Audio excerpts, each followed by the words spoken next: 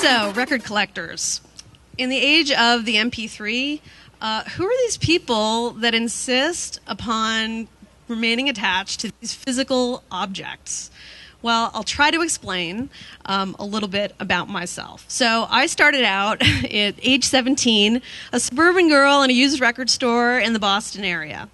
And my coworkers are a bunch of grumpy, music-obsessed, 20-something guys.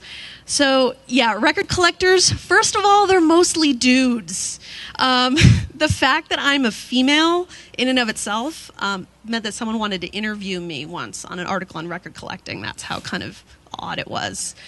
But the one thing that unites us is the dedication, right? Wanting to dig through all of those crates of vinyl and hold them up and check the run-out grooves and look at the backs of the sleeves for all this like really vital information that we're going to be needing, right, in order to look at them. So we're masters of minutia. We need to know about, foreign releases, colored vinyl, different pressings, first pressings, and websites like this one for the Smiths, a fan site. They'll tell you everything. We also have books. We have books like this International Discography to the New Wave.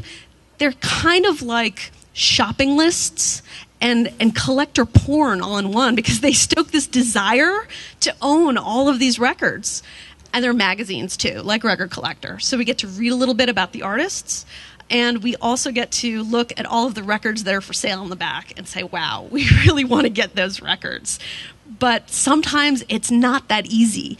It can be really hard, like this famous Beatles butcher cover. A copy of that sold for almost $40,000 a few years ago.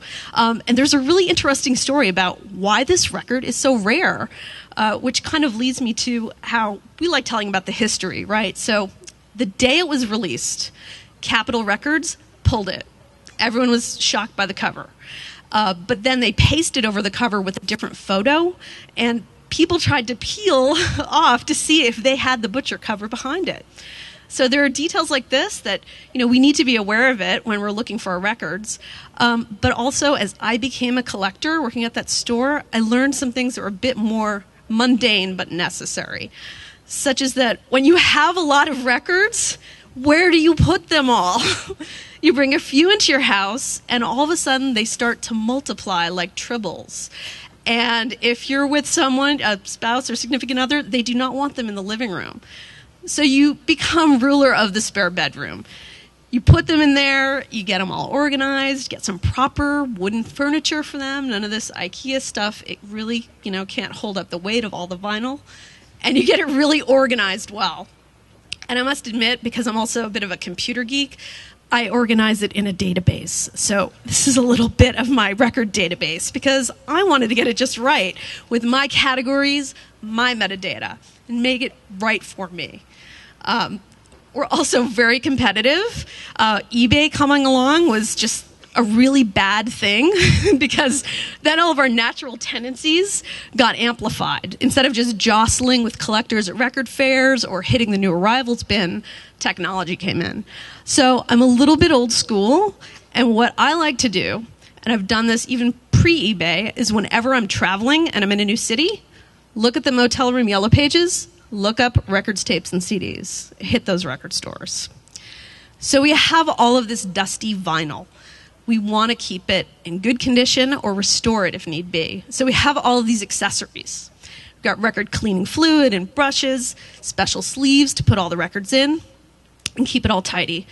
But the last thing that record collectors hate is having to move. So these are some of my records, my 65 plus boxes that I moved cross country with about 8 years ago.